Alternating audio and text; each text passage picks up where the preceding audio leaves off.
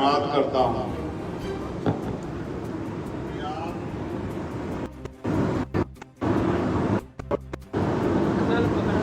सबसे पहले तो मैं आप सबका धन्यवाद करता हूं कि आप यहां आए और ऐसे माहौल में आए जिसकी सूचना मुझे दिल्ली में बैठे मिल रही थी। अपनी बात को शुरू करने से पहले मैं बहुजन समाज में जन्मे सभी संतों, गुरुओं और महान पुरुषों को नमन करता हूं।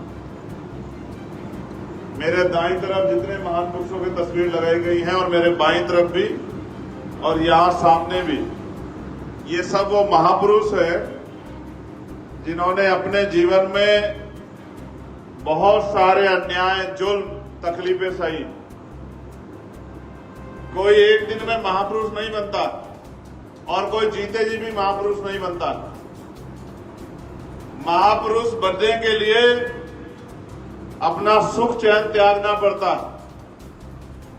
अन्याय, अत्याचार, जुल्म, जाति सहनी पड़ती है, उनका मुकाबला करना पड़ता है, तकलीफें सहनी पड़ती है और अपने जीवन को समाज के नाम समर्पित करना पड़ता है। और व्यक्ति के जाने के बाद समाज निर्धारित करता है कि वो महापुरुष था या कोई आम आदमी था। आदमी 100 अच्छे काम करे, एक गलती कर दे, वहीं समाज उसको छोड़ देता है। मैं गुरु घासीदास जी की पावन इस धरती पर पुनः आप सबका अभिनंदन, वंदन, जय भीम आप सब लोगों को करता हूं। मैं पिछली बार आया था जांजगीर चांपा में और मैंने आपको विश्वास दिलाया था कि हम जहां लड़े हैं लोकसभा का चुनाव, वहां हम लगभग 1.5 लाख वोटों से लोकसभा का चुनाव जीत रहे हैं। आप मेरी रिकॉर्डिंग उठा के चेक करवा लो। मैं कह के गया था कि 1.5 लाख वोटों से जीतेंगे और 1.5 लाख से ज्यादा वोटों से जीते हैं। और मगर मुझे भरोसा था कि जांजगीर चांपा के लोग भी हिम्मत जुटाएंगे, लेकिन आप लोग नहीं जुटा पाए, कोई बात नहीं। लेकिन आज जब मैं यहां आया हूं तो मेरे मन में कोई चुनावी बात नहीं, मेरे मन में कोई स्वागत की बात भी नहीं। मेरे मन में तकलीफ है कि मुझे आपके बीच बहुत पहले आ जाना चाहिए था, लेकिन मैं क्या करूं। आपने जो जिम्मेदारी देके मुझे भेजा है पार्लियामेंट में, वो पार्लियामेंट का सेशन कल खत्म हुआ और कल सेशन खत्म हुआ। आज आपका भाई चंद्रशेखर आजाद आपके बीच में है। मैं सुबह 4 बजे उठ के चला था कि मुझे आपके बीच में जाना है। मेरा आपका वोट का रिश्ता नहीं है, मेरा आपका खून का रिश्ता है, मेरा आपका विचारों का रिश्ता है, मेरा आपका संघर्ष का रिश्ता है, मेरा आपका दर्द का रिश्ता है। और उस दर्द के रिश्ते के नाते आपका भाई मुझे यहाँ की घटना के बारे में पता लगा और आज मेरे माध्यम से देश और दुनिया में बैठे हमारे लोग जानेंगे कि सतनामी क्या है। ये भी जानेंगे कि यहां जो हुआ वो कैसे हुआ और ये भी जानेंगे कि आज के बाद जो यहां होगा उसके बाद क्या होगा, ये भी जानेंगे। मेरी बात को आप लोग याद रखें। पहले जानिए दुनिया में रहने वाले लोगों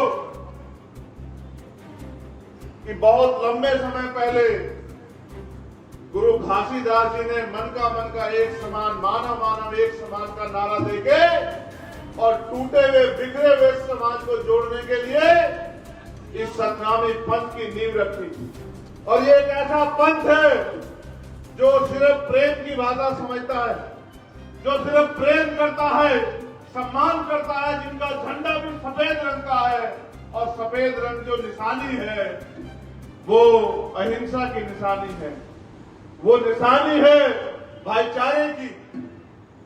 तो छत्तीसगढ़, पहले मध्य प्रदेश का हिस्सा रहने वाला छत्तीसगढ़, जिसकी पहचान सतनामी समाज से है, वो सतनामी समाज जो अपने दम पे यहाँ जुल्म, जाति, अन्याय, अत्याचार के खिलाफ लड़कर और अपनी पहचान के साथ आगे बढ़ रहा है, जिसने देश में, दुनिया में अपना झंडा बुलंद किया, अपना नाम कमाया, इस छत्तीसगढ़ का नाम रोशन किया। यह है सतनामी समाज। और बड़ौदा बाजार में जो हुआ वो एक दिन की घटना नहीं है। बड़ौदा बाजार में जो हुआ वो बार बार जो हमारे जैत स्तंभ को, हमारी आस्था को, हमारे सम्मान को जो अपमानित करने का काम किया, हमें पीड़ा देने का काम किया, जिसके बाद हमने ज्ञापन देकर सरकार से मांग की कि इसकी सीबीआई जांच करा दो, क्योंकि ये जैत खंड को नोचना, उसको काटना सामान्य घटना नहीं है। इसके पीछे किसी का दिमाग है, कोई षड्यंत्र है, कोई जानबूझ के किसी बड़ी घटना को अंजाम देना चाहता है। ये एक सोची समझी साजिश है। लेकिन महीने भर के समय के बाद भी इतने बड़े समाज की आस्था को अपमानित होने दिया गया और 3-4 लोगों को पकड़ के, जिनको ये भी नहीं पता कि जैत स्तंभ क्या होता है, सतनामी समाज क्या है, गुरु घासीदास के विचार क्या है, जो इस प्रदेश के रहने वाले भी नहीं है, उनको गिरफ्तार करके खाना पूर्ति करके जेल भेज दिया जाता है, सिर्फ और सिर्फ हमारी भावना आग करने के लिए। और मैं अपने सतनामी समाज को जानता हूं, वो कभी हिंसा के रास्ते में नहीं जा सकता। मैं जानता हूं कभी हिंसा का रास्ता इख्तियार नहीं करता। अगर वो हिंसा का रास्ता इख्तियार करने वाला समाज होता तो इनकी तरफ आंख उठाने वाला व्यक्ति छत्तीसगढ़ में दिखाई नहीं देता। मैं अपने समाज की ताकत को जानता हूं। लेकिन ये तो संविधान को मानने वाले लोग हैं, ये तो गुरु घासीदास को मानने वाले लोग हैं, ये तो बाबा साहब अम्बेडकर को मानने वाले लोग हैं, ये तो माननीय काशीराम साहब को मानने वाले लोग हैं। ये कभी हिंसा का सहारा नहीं लेते। ये तो जिस दिन इकट्ठा हुए थे अपनी बात को कहने के लिए इकट्ठा हुए थे, लेकिन इनकी भीड़ में जिन असामाजिक तत्वों ने इस घटना को अंजाम दिया, जिन्होंने जानबूझ के उस षड्यंत्र को हवा दी और इस समाज की आस्था को चोट पहुंचाते हुए और इस समाज को बदनाम करने के लिए पूरी दुनिया में जिस तरह का षड्यंत्र किया और जिस तरह की घटना को अंजाम दिया, सरकार ने उसकी तह में जाना सही नहीं समझा और सरकार ने निर्दोष सतनामी लोगों को टारगेट कर करके, जो इस समाज के निकले हुए लोग हैं, जो समाज में फैली हुई कुरीतियों को दूर करने और गुरु घासीदास जी के विचारों को दुनिया में पहुंचाने का काम कर रहे हैं, जानबूझ के टारगेट करके उन्हीं लोगों को जेल भेजने का काम किया। और जेल भी ऐसे नहीं भेजा, दुनिया में रहने वाले लोगों सुनो, जेल भी ऐसे नहीं भेजा, उनकी खाल नोच नोच के, लाठियों से पीट पीट के, उनको जूतों से पीट पीट के, उनको बेइज्जत करके उनके हाथ पैर तोड़ के जेल भेजा। और आज मेरे भाई, मेरा परिवार जेलों में सड़ रहा है। ये इस सरकार और इस सरकार के निकम्मे प्रशासन की देन में। क्या इस प्रशासन को नहीं पता था इनका एलआईयू का फेलियर है, इनके इंटेलिजेंस का फेलियर है, इनको नहीं पता था। आज तो इनको पता था कितने लोग आएंगे। आज तो जगह जगह बैरिकेडिंग लगा दी, आज तो गांव गांव में अनाउंसमेंट करा दिया कि मुकदमे हो जाएंगे, जेल भेज दे जाओगे। आज तो डराने का काम किया। 1 महीना हमारे लोग आंदोलन करते रहे कि इसकी सीबीआई जांच करा दो, तब तो गहरी नींद में सो रहे थे। क्या हम नहीं जानते क्या हुआ? क्या हम बच्चे हैं? क्या हम दूध पीते बच्चे हैं? हमें नहीं पता कि किस तरह आंदोलन को कुचला जाता है, किस तरह से जो है आंदोलन को बदनाम किया जाता है, किस तरह अपने गुंडे भीड़ में घुसाकर और सतनामी समाज के निर्दोष युवाओं पे झूठे मुकदमे लगा के क्या करना चाहते हो, क्या दिखाना चाहते हो? आपको क्या लगता है कि डर जाएंगे? आपको क्या लगता है छिप जाएंगे? आदमी एक बार पैदा होता है, एक बार मरता है। याद रखना सरकार के लोगों, एक बार के बाद दोबारा नहीं मरता और एक बार के बाद दोबारा पैदा नहीं होता।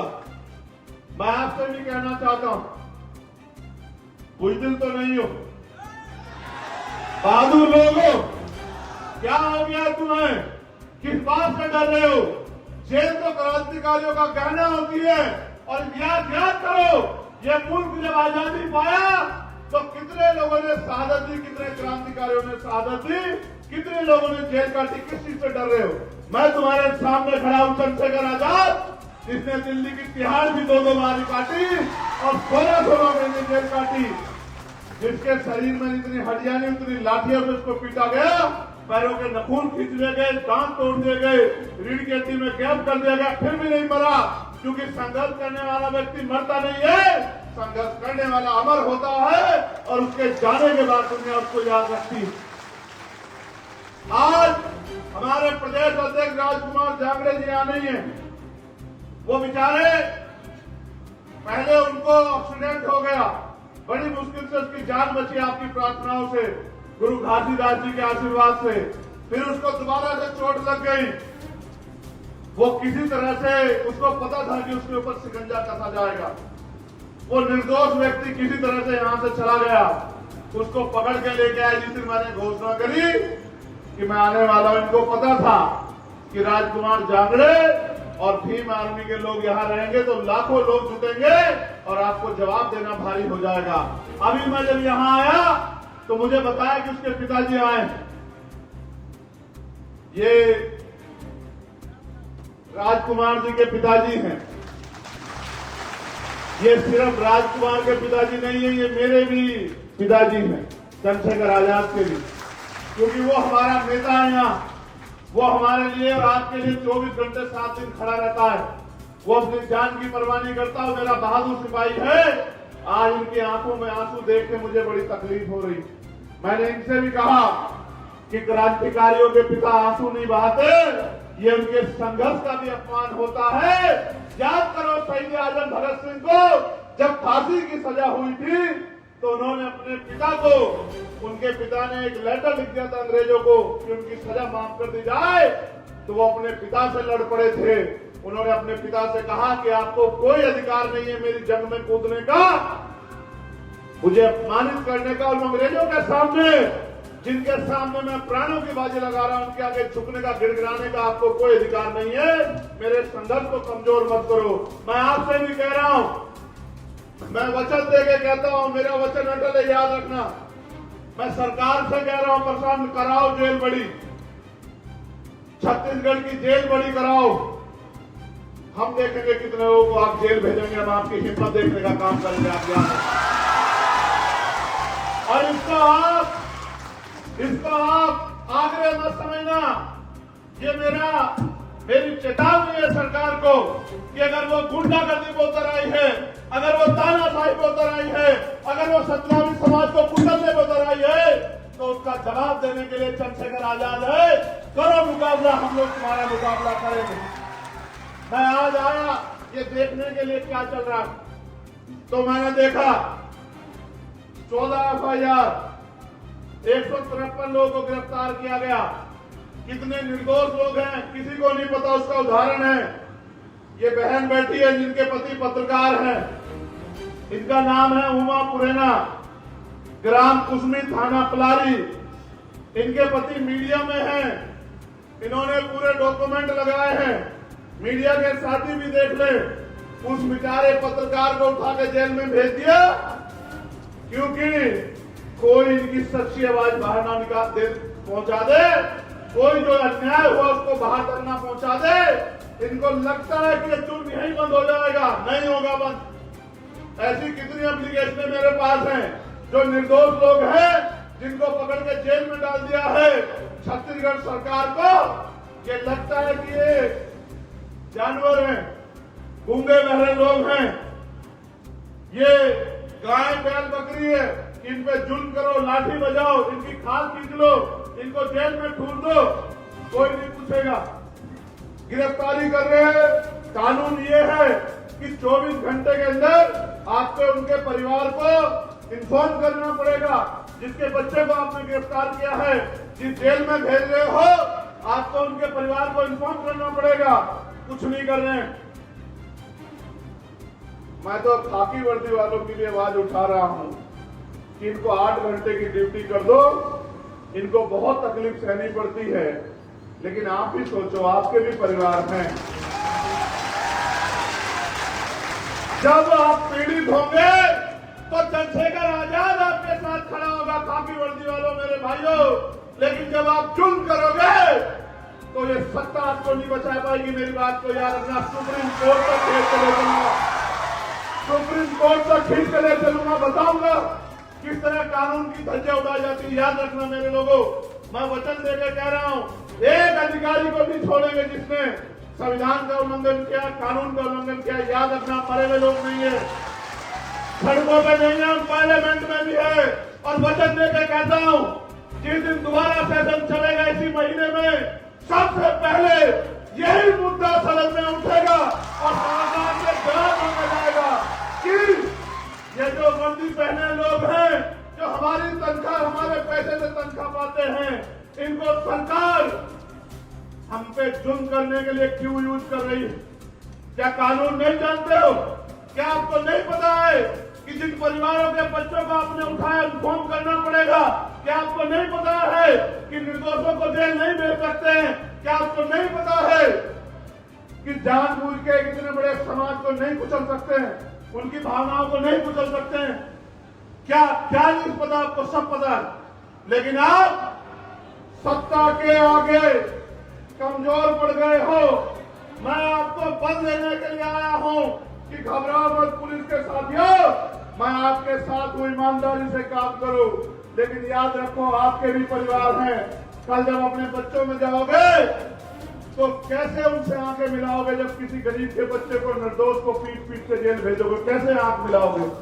सोचो, यही प्रदेश होगा। कल आपके बच्चे से कोई गलती हो जाए या ना भी गलती हो और उसके साथ ऐसा जुल्म हो, कैसे बर्दाश्त करोगे? आप भी तो पिता हो। क्या अपने बच्चों पे होते जुल्म को बर्दाश्त कर पाओगे? खाल खींच रहे हो मेरे लोग। ऐसा लगता है कि उनका कोई वाली वारिस नहीं है, उनका कोई भाई नहीं है, उनका कोई परिवार नहीं है, उनके लिए लड़ने वाला कोई नहीं है। हो सकता है छत्तीसगढ़ के नेता आंख बीच सकते हैं, लेकिन दिल्ली में बैठे हम लोग आंख नहीं बीच सकते। मेरी बात को याद रखना। आपको शायद नहीं पता कि जिन भीम आर्मी के लोगों को आपने बंद किया है, इसी 21 जुलाई में भीम आर्मी की स्थापना हुई थी। आपको नहीं पता? ये महीना हमारा है, ये हमारा महीना है। पिछले साल इसी महीने में हमने 5 लाख लोग दिल्ली में जुटाए थे, और इस बार भी अगर आप आतंक करोगे तो 10 लाख लोग हम लोग दिल्ली में जुटाएंगे। जब आपके सम्माननीय मुख्यमंत्री दिल्ली आएंगे, हम उनका स्वागत करेंगे।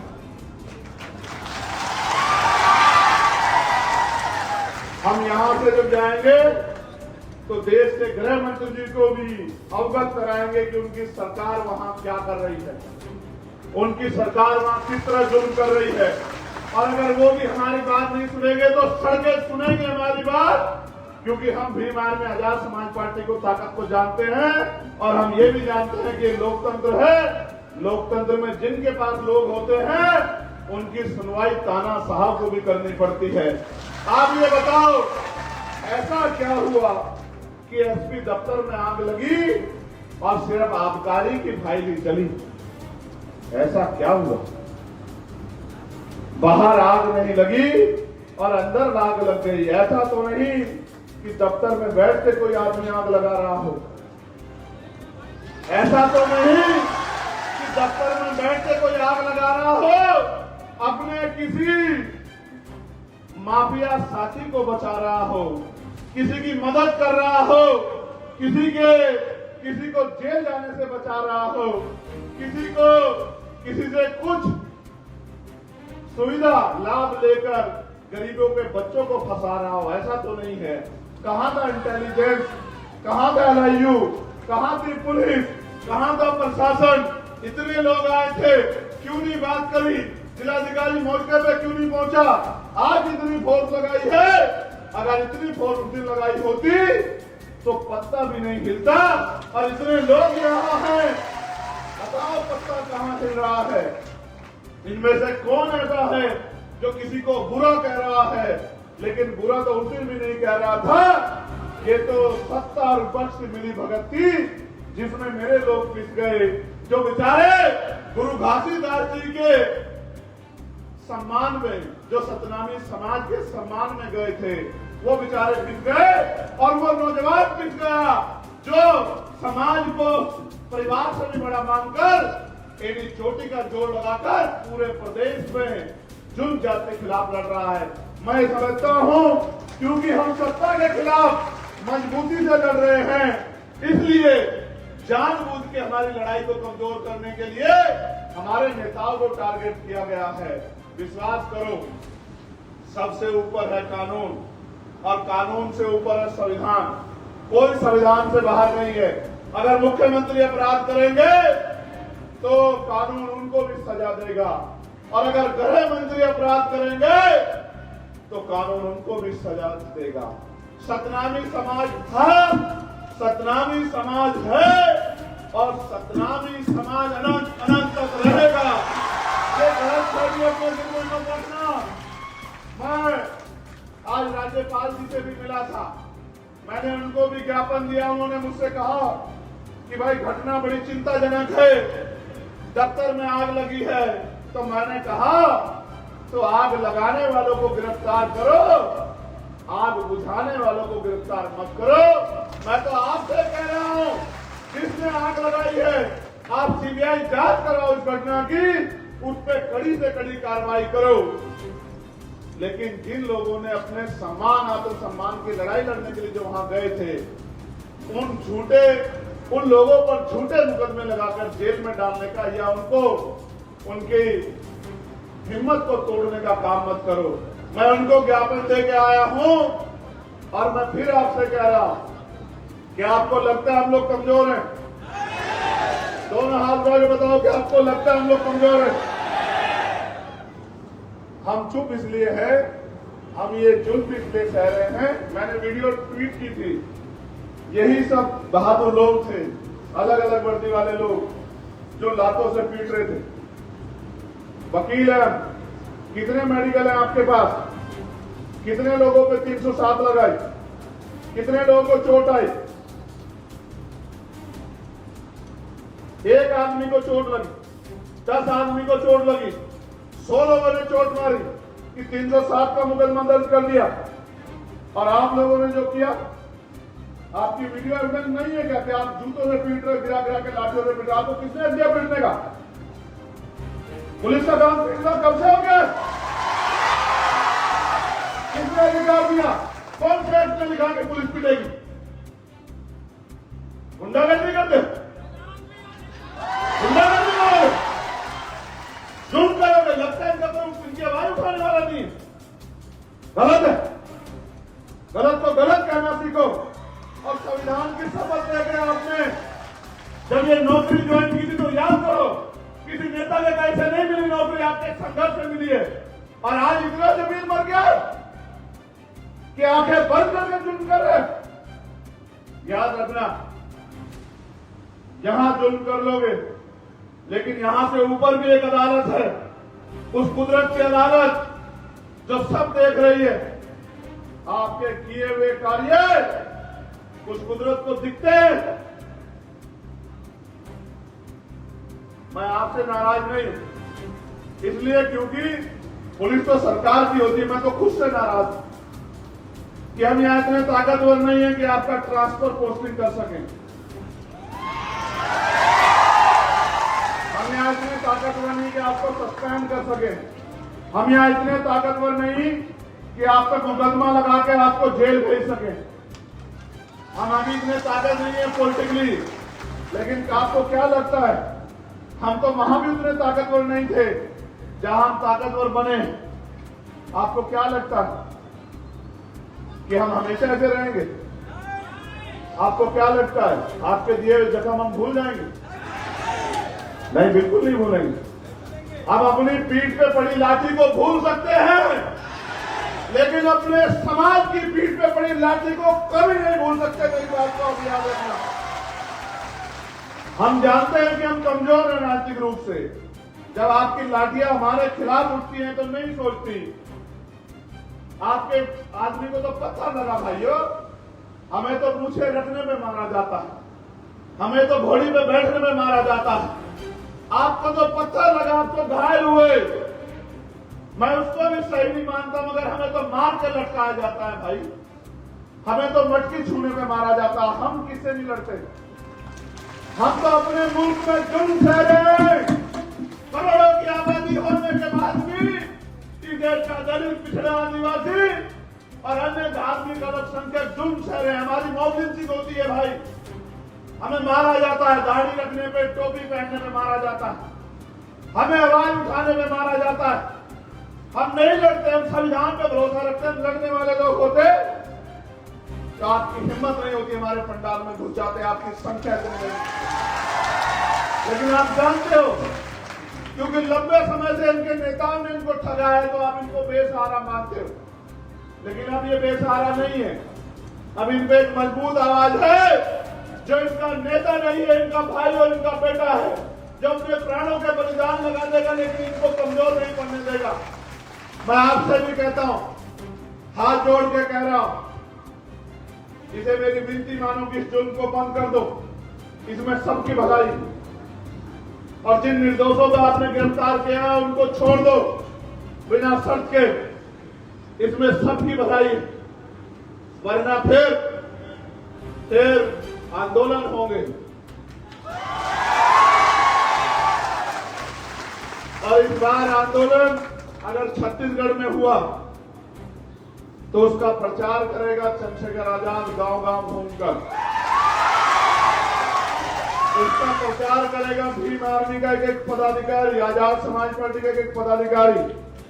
क्योंकि लोकतंत्र में आप हमें नहीं रोक सकते हो अपनी आवाज उठाने से।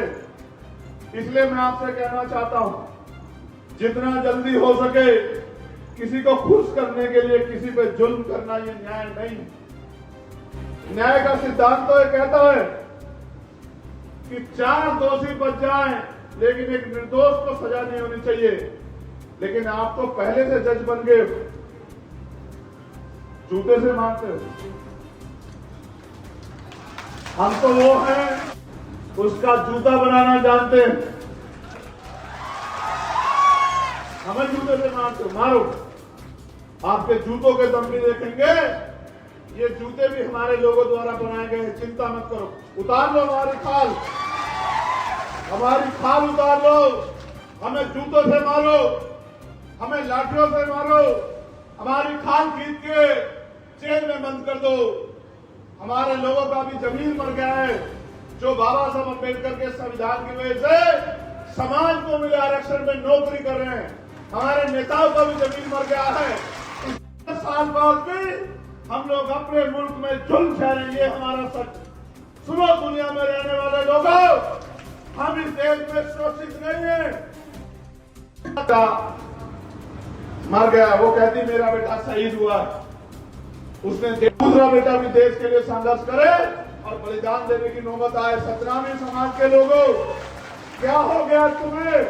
तुम वो लोग हो जिन्होंने दुनिया को जाओ, जेलों के सामने चले जाओ, थानों के सामने चले जाओ, हाथ बांध के जाओ, किच करो, हमें गिरफ्तार भेजो जेल। जब आपके समाज को इस सरकार ने, इस प्रशासन ने, पुलिस ने विकलांग निपटाने की तैयारी कर दी, तो तुम अपनी बारी का इंतजार क्यों कर रहे? वैसे भी तो मर ही रहे। अगर मरे तो समाज के लिए लड़ते मरे। क्या हुआ? ये समाज वर्षों वर्षों तक याद रखेगा कि हमारे समाज में कोई बहादुर व्यक्ति पैदा हुआ था। जाओ, ये जो बैठी है, ये हमारी छोटी बहन, ये उमा। मुख्यमंत्री जवाब दो। एक निर्दोष को जेल भेज दिया, इसका 1.5 साल का बच्चा है। किसके भरोसे भेजा एक निर्दोष को जेल? ये कहां से अपने घर को चलाएगी? ये किसके आगे हाथ फैलाएगी? ये कुर्सी पे बैठ के, ये इसलिए बैठे कुर्सी पे। ये है आपका प्रेम सतनामियों से, ये है आपका न्याय। इसका घर कैसे चलेगा? इसके बच्चे के सामान, उसके खाने का सामान, उसके पहनने के कपड़े, उसके और जरूरी सामान कहां से आएंगे? बताओ मुख्यमंत्री। नहीं दे पाओगे तुम लोग जवाब, क्योंकि तुम पे जवाब है भी नहीं। क्यों? मैं जान गया हूं कि किसी और को बचाने के लिए, अपने मित्र को बचाने के लिए, अपने माफिया साथियों को बचाने के लिए तुमने गठजोड़ किया। अगर वो ईमानदार तो कराओ घटना की सीबीआई जांच। अगर हमारे व्यक्ति ने अपराध किया होगा तो हाथ बढ़ के जेल भिजवाएंगे, और अगर किसी और ने अपराध किया होगा तो हमारे निर्दोष लोगों से माफी मांगना कि तुमने अपनी तानाशाही के चलते हमारे लोगों को जुल्म किया। अगर है हिम्मत, है न्याय करने की हिम्मत, तो कराओ सीबीआई जांच। हम लोग सीबीआई जांच के लिए तैयार हैं। और अगर नहीं कराते सीबीआई जांच तो हम ये मान लेंगे कि सत्ता और विपक्ष मिलकर हमें उजाड़ने में तुल गया। सत्ता और विपक्ष मिलकर हमें और हमारे पक्ष को जबरदस्त करने के लिए लग गया, जो कि हो नहीं सकता।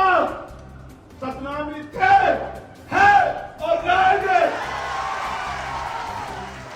आपने आयोग बनाया कि 3 महीने में जांच रिपोर्ट देंगे, तो बिना जांच रिपोर्ट आए क्यों भेज रहे हो जेल?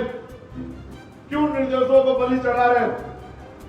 यह अन्याय, और अन्याय करने वाले से अन्याय सहने वाला दोषी होता है।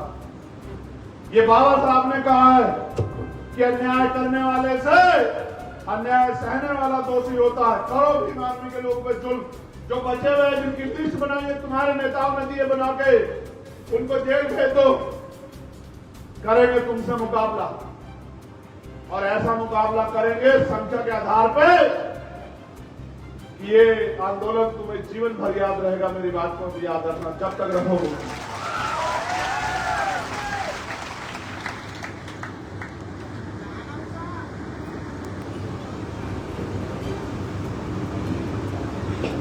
आयोजनकर्ता किशोर नवरंगे को रिमांड के समय जिलाधीश कार्यालय में ले जाकर उग्र रूप में वीडियोग्राफ किया जा रहा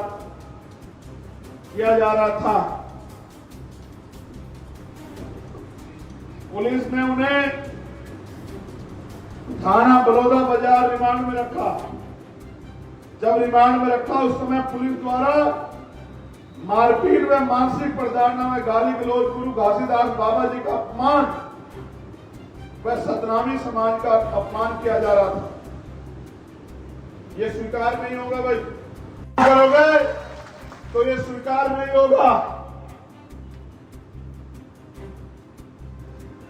उक्त घटना को पुलिस द्वारा जिला कार्यालय में शाम के समय आयोजनकर्ता किशोर नवरंगे को ले जाकर उग्र रूप में करके पत्थर फेंकवाना, ये सब का वीडियो ग्राफ लिया जा रहा था।